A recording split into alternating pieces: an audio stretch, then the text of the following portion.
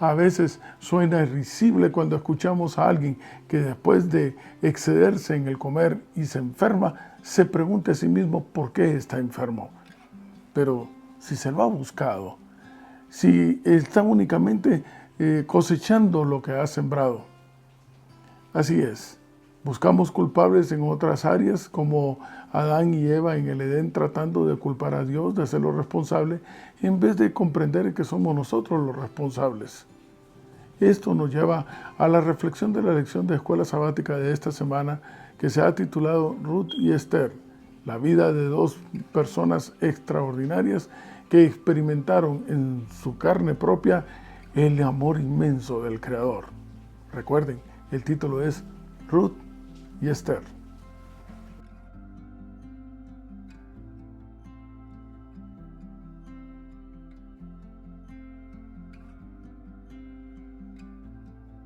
Y me encuentro en el Antiguo Testamento, en el libro de Ruth, en el capítulo 1 y el verso 16. Y dice la palabra de Dios: respondió Ruth, no me ruegues que te deje y me aparte de ti. Y ella le está hablando a su suegra, a Noemí. Pero el contexto, perdón de que voy a hacer excepcionalmente un comentario al respecto, pero el contexto es de una relación tan especial que hay entre la nuera y la suegra, algo que parece que no es común, pero que se puede acoplar a la relación que deberíamos de tener con el Señor. Y le decía a Ruth, no me ruegues que te deje y me aparte de ti, porque a donde quiera que tú fueres, iré yo, y donde quiera que vivieres, viviré. Imagínate que eso se lo estás diciendo tú al Salvador. Tu pueblo será mi pueblo, tu padre será mi padre. Donde tú murieres, moriré yo, allí seré sepultada. Así me haga Jehová y aún me añada que solo la muerte hará separación entre nosotras dos, con la diferencia que entre Jesús ni la muerte nos puede separar.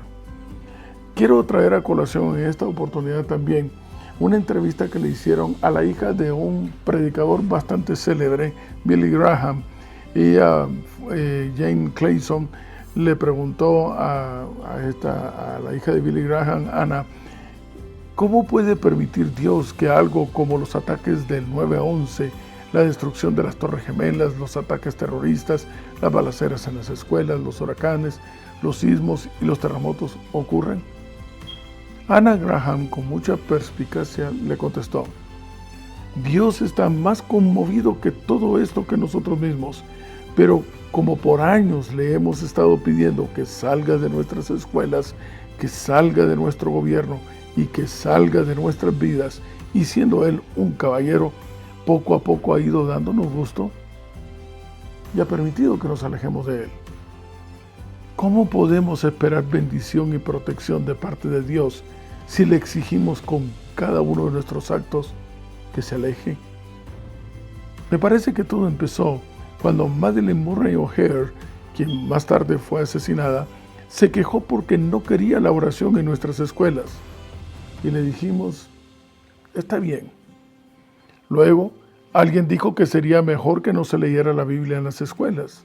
La Biblia dice, no matarás, no robarás, ama a tu prójimo como a ti mismo. Y dijimos, está bien.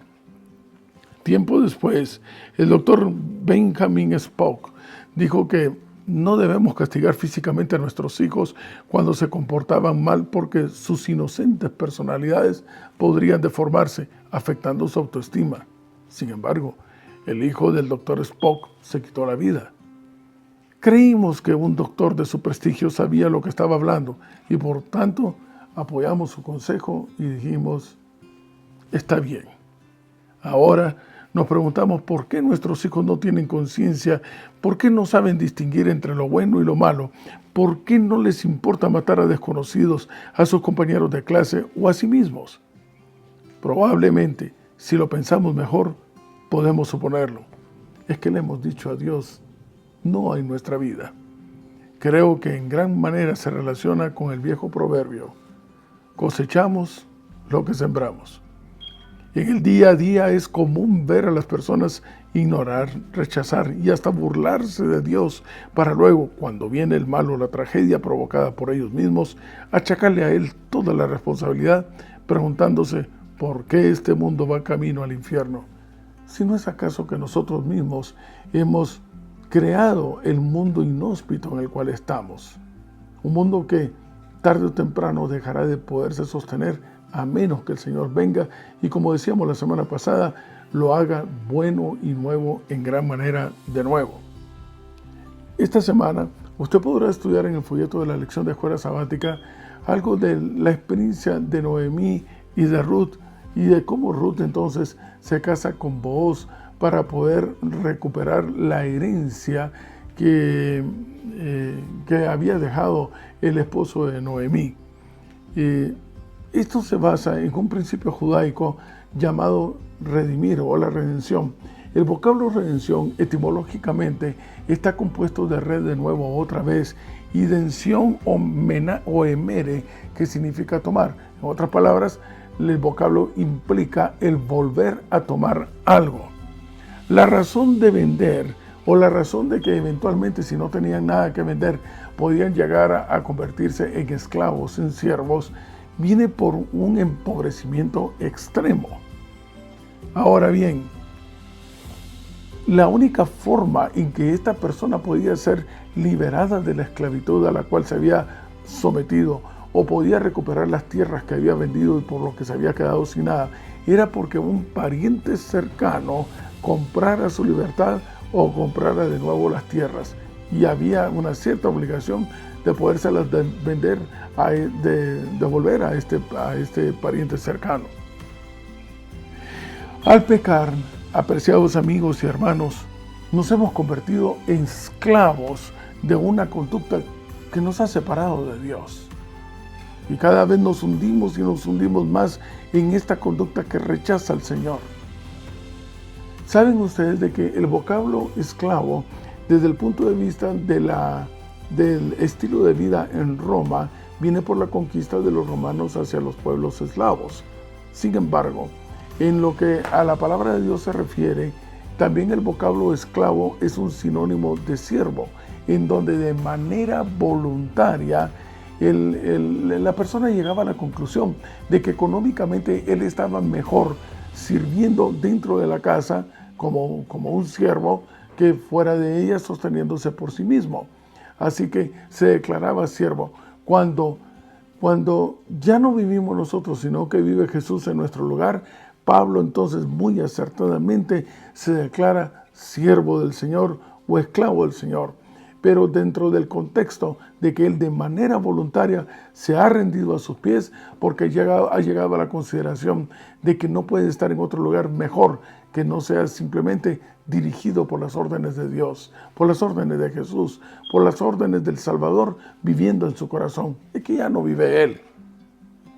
Ahora, decíamos que al pecar nos hemos convertido en esclavos de algo que es la consecuencia de haber roto la relación con Dios. Jesús, sin embargo, ofrece redimirnos, tomarnos de nuevo, pero para esto ustedes recordarán que el requisito de la redención era ser un pariente cercano. Y esto me lleva a Apocalipsis capítulo 3, verso 20, un verso que constantemente hemos considerado. He aquí, Él está a la puerta de tu corazón y está tocando y te dice, déjame entrar. Pero la pregunta es, ¿por qué quiere entrar? Es que Él quiere entrar, pero quiere entrar con el objetivo de ir y cenar. Recordarán ustedes que de acuerdo a la costumbre judaica y costumbre romana, la cena era la reunión más íntima, más familiar, en donde en verdad solamente la familia estaba ahí para contarse las vicisitudes durante el día. Y es que eso es exactamente lo que Jesús quiere hacer en tu vida y en la mía. Él quiere volverse de nuestra familia, un pariente extremadamente cercano, porque entonces solamente eso le dará la posibilidad de poder comprar tu libertad del pecado. Porque ya no vives tú, de poderte redimir y de poderte regresar entonces a recuperar la herencia que de por sí siempre habíamos tenido derecho a poseer como hijos reconocidos de Dios al haber sido creados imagen y semejanza del Salvador. ¿Ves por qué cuán importante es entonces de establecer un parentesco con el Señor?